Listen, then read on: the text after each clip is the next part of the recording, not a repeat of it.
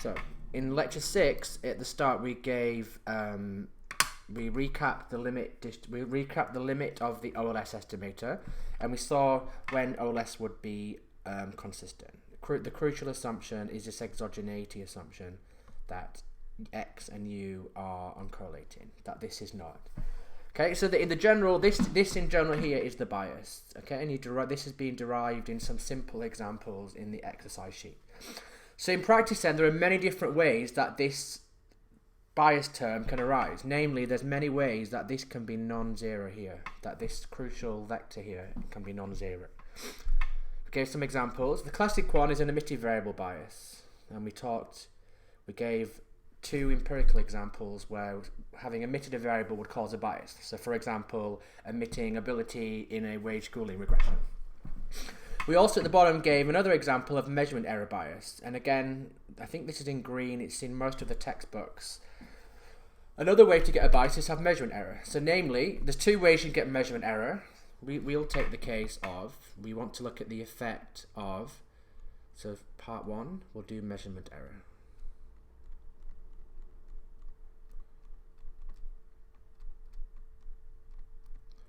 So let's take, for example, the case where we want to look at the effect, but this is related to the example in the video tutorial 7. Suppose we wish to look at the effect of alcohol consumption during pregnancy per week, AI, on test scores of the child, say at some age, 5 or 6.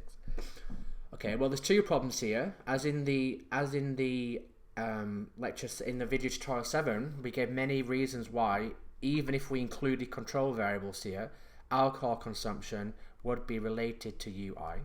But another problem is that we may get a measurement error. Namely, when these studies are conducted, they go out and they ask people how much they drank during pregnancy. So you could imagine that there may be an incentive to understate the actual level of alcohol that you consumed.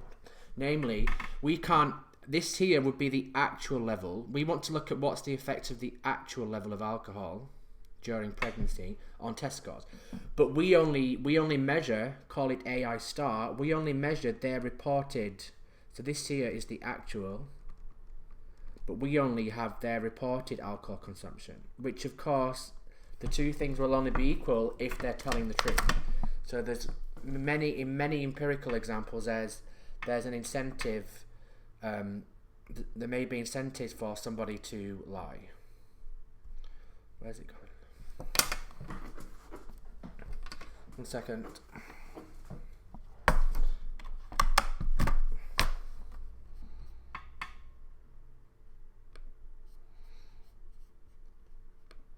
Okay.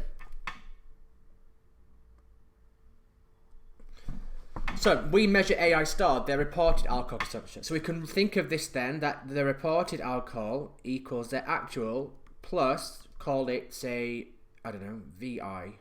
This would then be their reporting error, how much they deviate from the actual. Okay, so we've got their reported alcohol consumption is equal to their actual plus their reporting bias, how much they deviate from what they actually consume. So here then, we'd expect what? We'd expect not that everybody would, but we may expect that as AI increases, for mothers who drank more during pregnancy, there'd be an incentive for them to report lower. This would lead to, on average, them reporting lower. Namely, they would lie. They would underreport. So to counterbalance, they would underreport how much they drank. This would imply then that the covariance between how much they drink and this reporting bias would be negative. And again, this could be quite strong. Okay, so then we can't run this regression. This is the true, you think of this as the true regression here. We can't run this because we don't measure AI. We don't measure the actual level of alcohol consumption. So we run this regression here.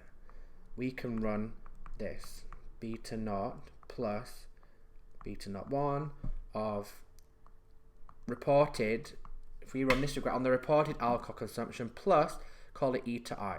Well, what's e to I going to equal? Well, we can just plug in. We can just plug in AI star into here. This equals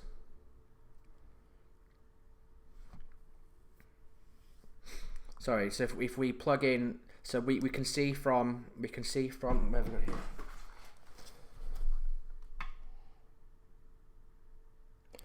We can see then that this implies AI is equal to AI star minus VI, rearrange, then plug this into the true model.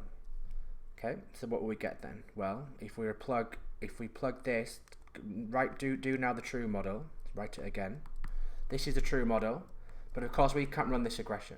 So plug in actual AI into the true model. Well, we'll find this equals B0 plus B0 1 AI star. Then plus, we're going to get what's called a composite error. Inside the error will go B0 1 of VI. Yeah, if we just plug this into here, and we'll get down to here. So we run this regression here. So this would be the eta I. This would be our new error term now in a regression. So we run this regression. We regress test scores on reported alcohol consumption. Well, this will mean then that the error term will be this, all this here. So this term could lead to a measurement error bias.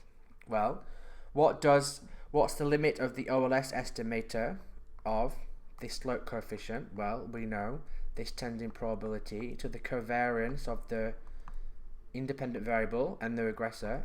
Yeah, we covered this at the start of the lecture, divided by variance AI star. So in a simple regression with a constant and one regressor, we know the OLS estimate of the slope coefficient converges to this always. Well, what does this equal? Well, just plug in test scores into here and expand it out. We'll get B0 plus the covariance of AI star of eta I, this error term here.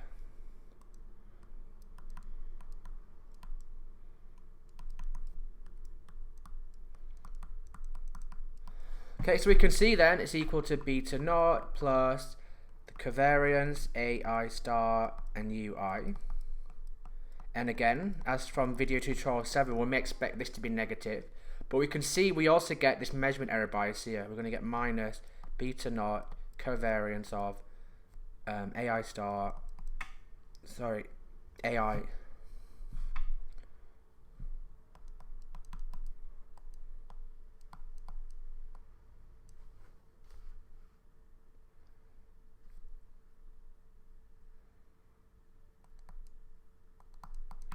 Okay, and we can see this will be what's going to happen here. Well, we know that this covariance is negative, and we know B0 1 is likely to be negative. It's the effect of alcohol on test score.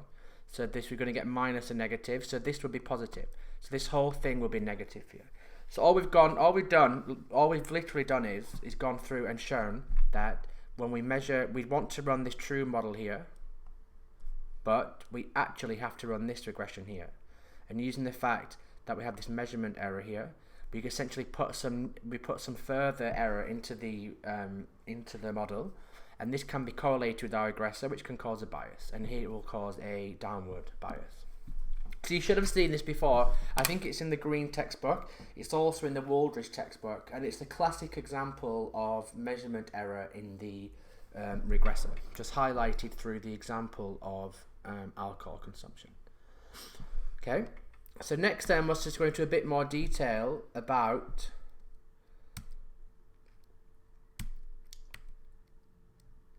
the properties of the IV estimator and two-stage least squares. Now we may as well just derive the limit of the two-stage least squares estimator, because two-stage least squares contains IV. So the first question of the tutorial 7 asked you to show, when there's as many instruments as there are regressors, that two-stage least squares is equivalent to IV. So if we derive the limit of two-stage least squares, then that includes the limit of the IV as a special case. So it's more general. Okay, well, we have the formula for here. So remember, the idea of two-stage least squares is to take the regressors which may include some endogenous variables, and to regress them on these exogenous instruments to take the fitted value. Then the second stage to regress y on this fitted value. Now this fitted value gives you the variation in x coming from variation in z. So you've got you're still regressing on the exogenous variation in x, but it's now variation in x coming from an exogenous source. So now you're in the second stage, this fitted value will be an exogenous variable, and this is why OLS works when we take the first stage fitted value. In the second stage, the reason why OLS works is because now we've got some variation in x which is exogenous, and this is the way that we construct it here. Okay, so this x hat is just a fitted value regressing x onto z, and this is the projection, which is what known as a projection matrix here. So this is a formula for the two-stage least squares estimator, and again we showed this result. M is a number of instruments and K is a number of regressors. So when this is known as a just identified case. So we can show that the IV estimator and two-stage least squares are equivalent when M equals K. Okay, so again this is just PZ here, and this is PZ, the projection matrix. So this is just the definition of the two-stage least squares estimator. The next then substitutes in y equals x beta plus u and expands down. And again, when you're writing your proofs, you're meant to give the assumptions and any results when you go from one line to the next. So this is especially important in exam questions. You're expected to, it's not just to blast out each line, so don't miss steps, and when you go from one step to the next, state the assumptions and any results. Okay, so the next line goes by linearity. Then we just need to work out what's the limit of this here. Well, we just multiply and divide by t. So we divide by t, this multiplies by t, because we divide by t and then invert it. So these two t's cancel and these two t cancel. So the next two are just equivalent by simple algebraic manipulation. So then all that's left is to work out, well, what's the individual limit of each of these, and then put them all together with the continuous mapping theorem and Slutsky theorem. So there's lots of repetition here. It's extremely similar to deriving the limit of the OLS estimator. There's just a few more steps to it now. Okay, well, we can just go through then. So why, for example, why does this hold? Well, x dash z is just equal to, sorry, well, we've got divide by t, is just equal to 1 over t, sigma t equals 1 to t of xt zt dash.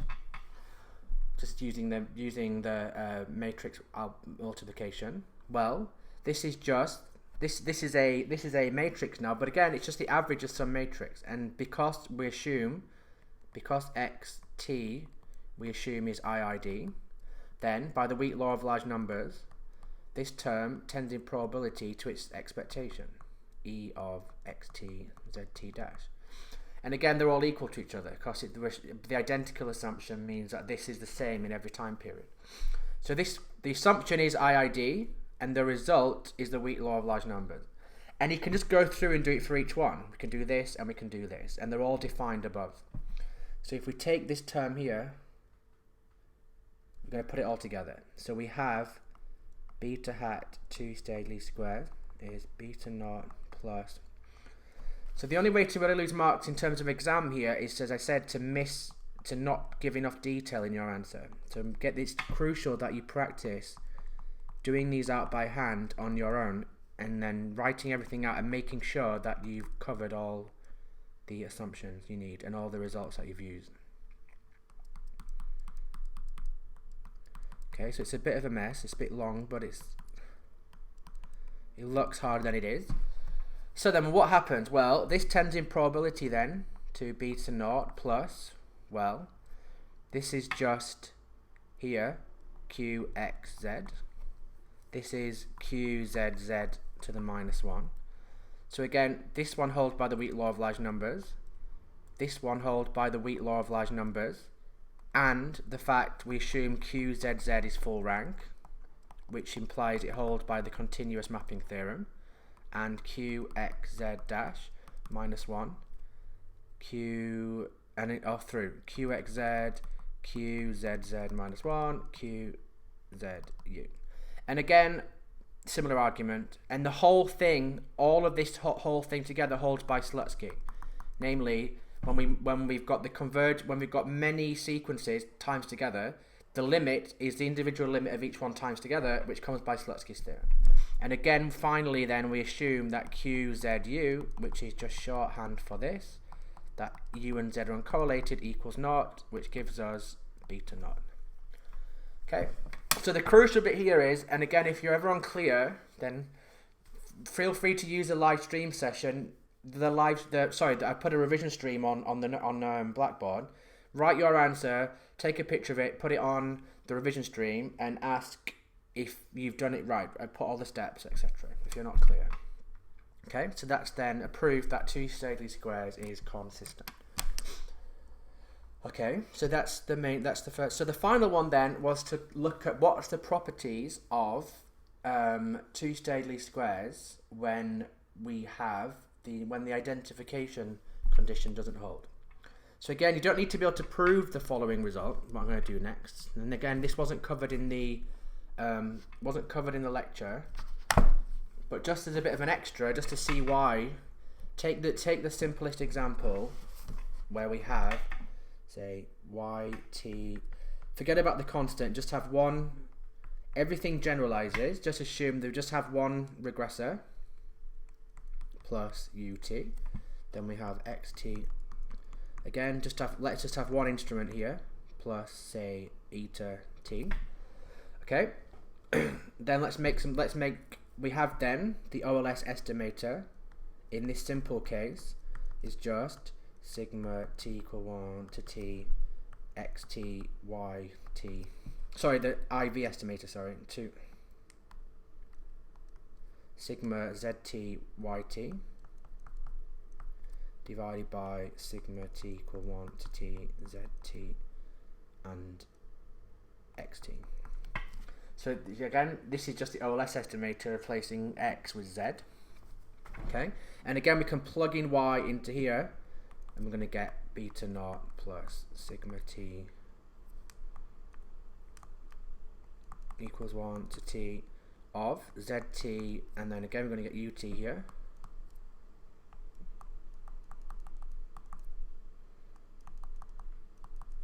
Sorry, xt.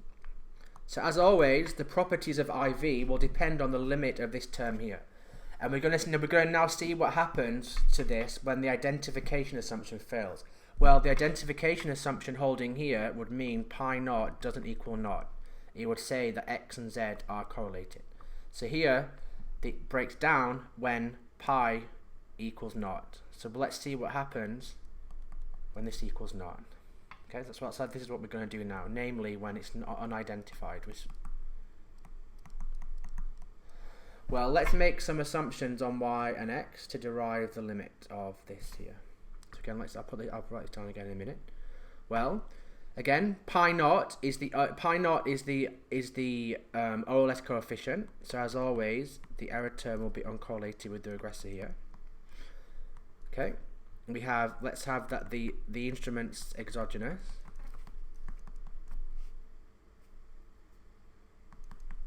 Okay, and we're now going to let's make these for now. We'll need further assumption when we drive the limit distribution, but let's see. So what happens then when pi naught equals naught?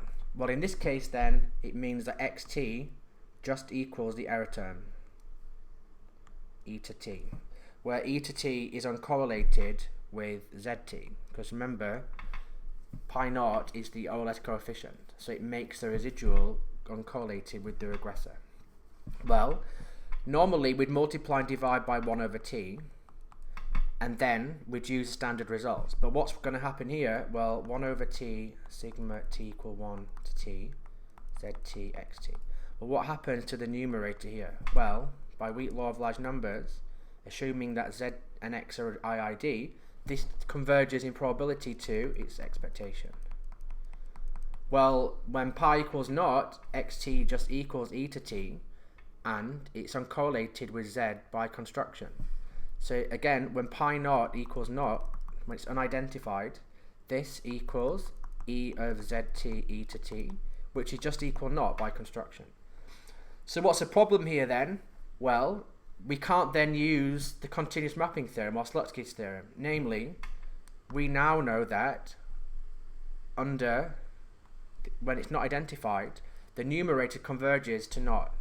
So this means then, well, the inverse, remember we're dividing by this, the inverse will not, we can't use that result anymore. This here, zt, xt,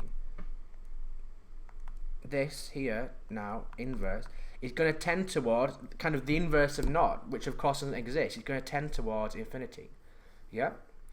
If something's converging to naught, then if one divided by that thing will blow up to infinity. So for example, 1 over n converges to naught. Yeah? Think of a sequence xn. Then 1 over xn is 1 over n, which equals n. It blows up to infinity. Yeah, so it makes sense. If a sequence is converted to naught, then 1 divided by that sequence blows up to infinity, and all the standard results no longer hold. So you can see then we've got a non-standard situation here. Well, we can see what does happen then. Well, what happened? We know in this case when pi equals naught, x just equals its error term zt. So namely, the bottom part simplified. This is just e to t on the bottom now. So we can see it's very similar to the nominator, the above. So we can see if we divide by 1 over square root of t and 1 over square root of t, well, we know by the central limit theorem under some assumptions this converges to a normal distribution, and so will the denominator now. The denominator will also converge to a normal distribution. So what's going to happen is that the top and the bottom are both now going to converge to normal distributions. So this is why then the beta hat will converge now in distribution to beta naught plus some complicated distribution, namely 1 over square root t sigma t equal 1 to t zt ut. Again, under the IID assumption, tends in distribution to a normal naught, and then we're just going to get the variance of zt ut and 1 over square root t, and the same thing for the bottom now of zt e to t. Well, it will tend in distribution to a normal naught, and then variance of zt e to t.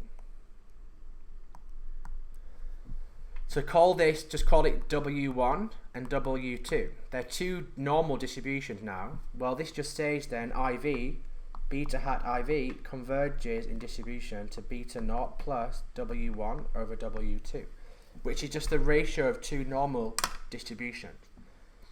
Okay, normally the bottom part would, when multiplied by 1 over t, would converge something non-zero, and we'd have to adjust here, multiply both sides by root t.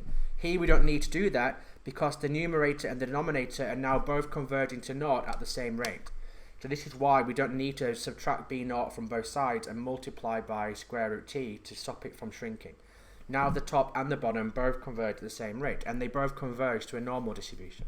So again, you're not expected to prove this, but really with the techniques in the course you should be able to understand this. It's just using all the techniques you've seen. Now what will happen is that IV, as t gets bigger and bigger and bigger, it won't get near to b naught, it'll become some complex distribution. And this here, a ratio of two normals, is what's known as a Cauchy distribution.